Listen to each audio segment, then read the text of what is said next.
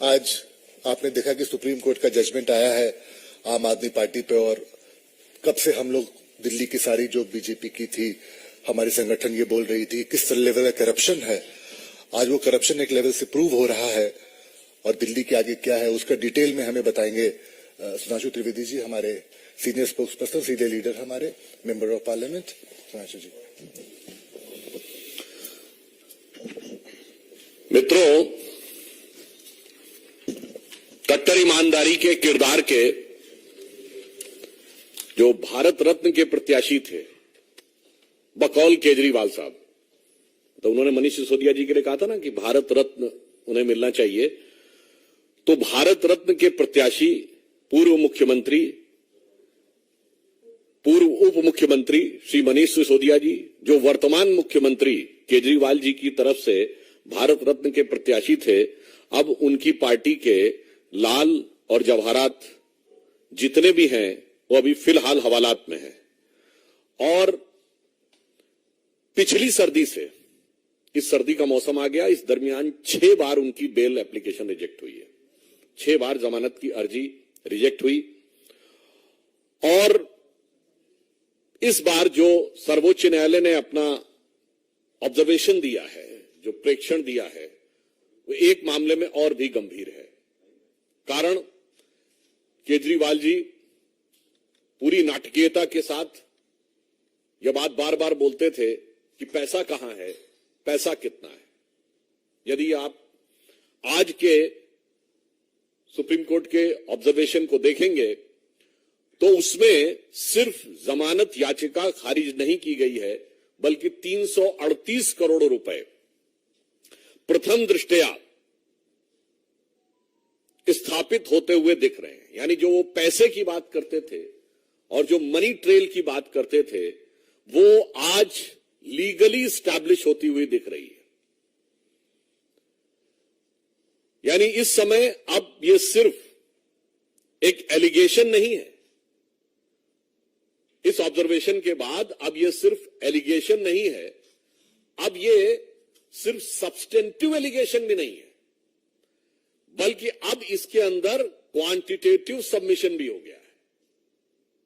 Means up till now it's not just an allegation, it is neither just a substantive allegation, but now it has come with a quantitative submission of the amount of 338 crores which is money trail is being probed। और अगर हम ये कहें तो ये अब सिर्फ आरोप नहीं है, सिर्फ तथ्यात्मक आरोप नहीं है, इसमें संख्यात्मक स्थिति भी सामने आ गई है। अभी तक वो कहते थे पैसा है कहां।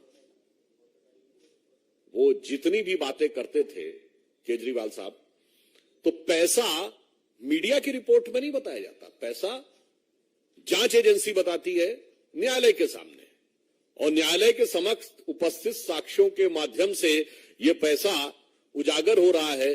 अब मुझे लगता है केजरीवाल जी की सरकार को बताना पड़ेगा न्यायालय को कि पैसा कहां है, ये शराब घोटाले का पैसा कहां है। लगता डूब गया है पैसा। वैसे शराब में बहुतों का पैसा डूबता है, उन्होंने दिल्ली की आम जनता की कमाई का पैसा भी डुबोया है। और मुझे लगता है कि वो ऐसे डूबे होंगे कितनी आसानी से इसमें उबरने का चांस नहीं है। जो कहा गया ना कि शराब के लिए कि हजारों घर हैं डूबे बोतलों के बंद पानी में, जो इसमें डूबे वो न उबरे जिंदगानी में। तो I am having serious doubts कि whether they will be able to overcome out of this case of corruption. अब एक और बात है, आपको ध्यान हो कुछ दिन पहले जब अमित अरोड़ा, जो इसमें वन ऑफ द आरोपी हैं, जिन्होंने बात कही थी कि सारी बात मुख्यमंत्री के उपस्थिति में हुई थी, इससे अब यह भी साफ हो जाता है कि इस कट्टर ईमानदारी के किरदार में कितनी चोरी है और कितनी सीनाजोरी है। महत्वपूर्ण बात यह भी है कि उत्तरोत्तर भ्रष्टाचार के आरोप तथ्यात्मक दृष्टि से स्थापित होते चले जा रहे हैं।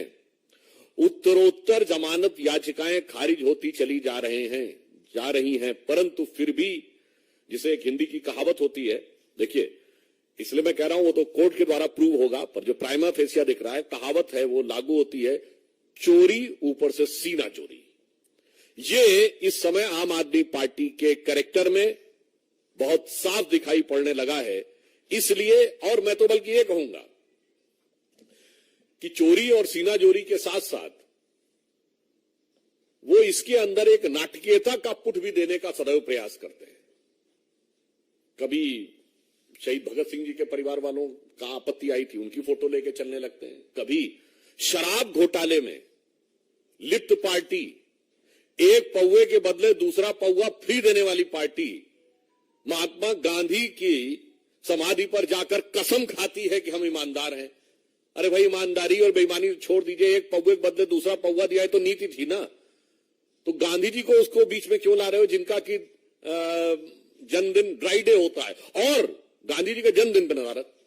तो इसलिए मैंने कहा कि चोरी, सीनाजोरी और उसके ऊपर से यह नाटकीयता, ये आम आदमी पार्टी का स्वाभाविक सहज चरित्र बनता चला जा रहा है।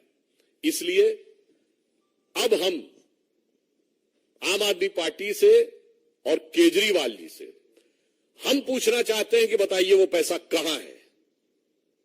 वो 338 करोड़ रुपए जिसके बारे में आज न्यायालय के प्रक्रिया के दौरान प्राइमा फेसिया वो दिखाई पड़ रहा है कि उसका गबन हुआ है या करप्शन हुआ है, तो अब दिल्ली की जनता पूछती है कि केजरीवाल साहब वो पैसा कहां है, उसे बताइए और इधर उधर की बातें मत करिए।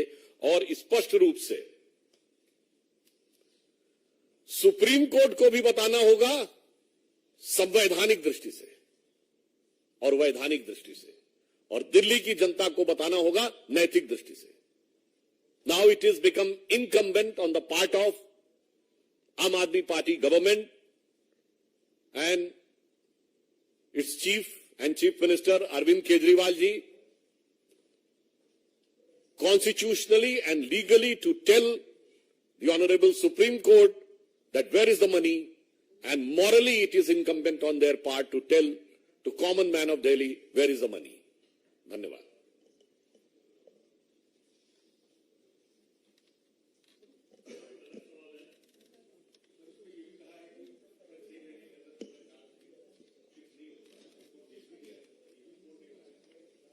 तो अभी तो जांच चल रही है, जांच जैसे जैसे आगे बढ़ेगी तथ्य सामने आते जाएंगे।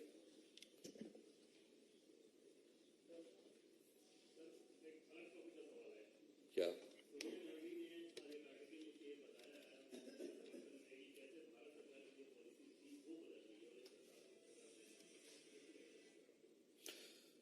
देखिए, हम सिर्फ इतना कहना चाहते हैं कि आतंकवाद और अंतर्राष्ट्रीय नीति पर राजनीति नहीं, राष्ट्र नीति होनी चाहिए। आतंकवाद के विषय के ऊपर किंतु परंतु का स्कोप नहीं होना चाहिए।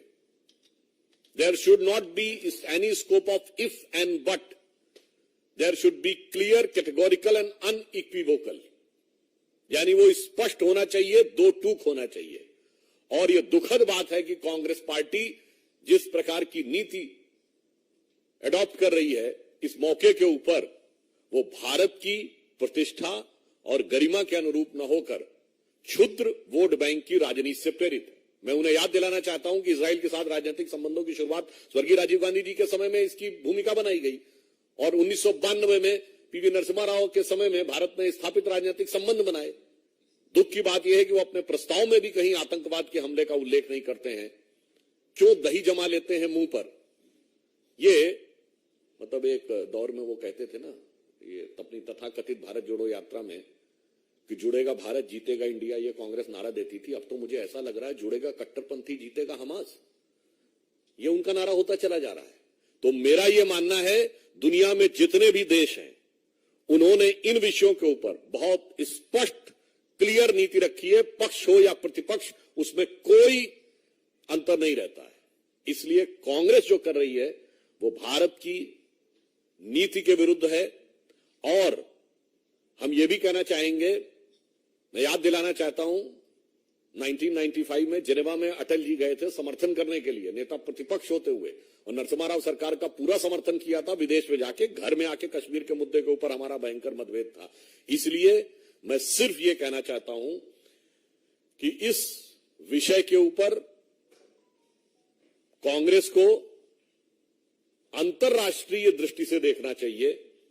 अगर मानवीय संवेदना है तो पूरी मानवीय संवेदना से देखना चाहिए। भारत सरकार का रुख एकदम स्पष्ट है कि हम फिलिस्तीन का एक स्वतंत्र राज्य के रूप में उसके अस्तित्व को स्थापित करने में इजराइल के द्वारा शांतिपूर्ण वार्ता के द्वारा सौहार्दपूर्ण सह अस्तित्व के साथ समर्थन करते हैं।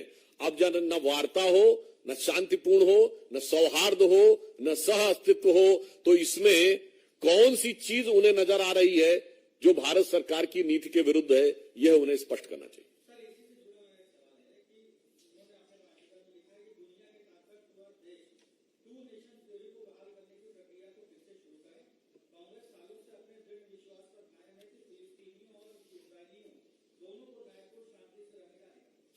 वो सारी बातें सही है, इसमें आतंकवाद का उल्लेख पे क्यों चुप्पी है?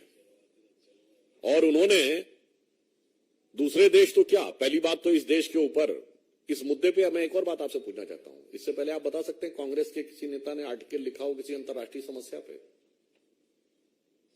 मुझे शोध करके बताइएगा कि इंटरनेशनल कॉन्फ्लिक्ट के ऊपर कांग्रेस के सीनियर मोस्ट लीडर ने पिछले हाल के वर्षों में कब आर्टिकल लिखा है।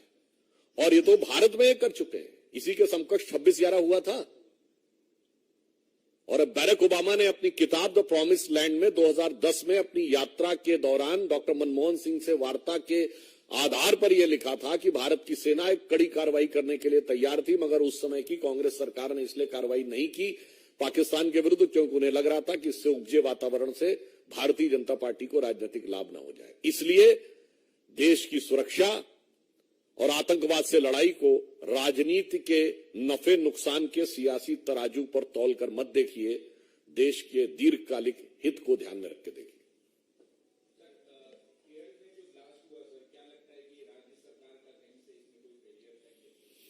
देखिए, मैं पुनः कह रहा हूं कि आतंकवाद को लेकर किसी भी प्रकार का किंतु परंतु राजनीतिक दलों में नहीं होना चाहिए। आतंकवाद पर राजनीति नहीं राष्ट्रनीति होनी चाहिए। जांच की प्रक्रिया शुरू हुई है और उसके द्वारा यह बात सामने आएगी। परंतु मैं यह भी कहना चाहता हूं, आतंकवाद को किसी भी प्रकार का व्यवहारिक नहीं नैतिक समर्थन देना भी, प्रत्यक्ष नहीं परोक्ष रूप से देना भी, किंतु परंतु कहकर देना भी मेरे विचार से मानवता के लिए भी घातक है, राष्ट्र की सुरक्षा के लिए भी घातक और संवेदनशील है।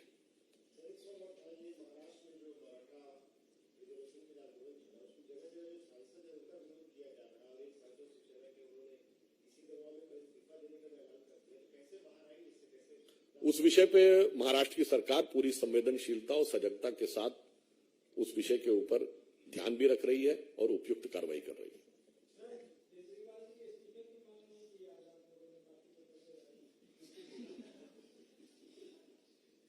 ऐसा है कि अभी तो शुरुआत हुई है, अभी पता नहीं क्या क्या निकलेगा। इस्तीफे से पहले तो उनके 3 लोग तो जा चुके, तो धीरे धीरे मोहब्बत करेगी असर धीरे धीरे वाली बात है। देखिए, पहले कौन गए? मंत्री। फिर एक स्टेप ऊपर गए, कौन गया? डिप्टी सीएम, मतलब सत्येंद्र जैन जी मंत्री थे। फिर उप मुख्यमंत्री जी गए, मनीष सिसोदिया जी। फिर संजय सिंह सांसद नहीं थे, संसदीय दल के नेता थे तो leader of the parliamentary party थे। तो अब देखिए धीरे धीरे क्या होता है। जांच एजेंसियां अपना काम कर रही हैं। जो जिस भी रूप पद पे होगा उससे निरपेक्ष रहते हुए वस्तुनिष्ठ ढंग से यानी ऑब्जेक्टिवली कार्रवाई होगी।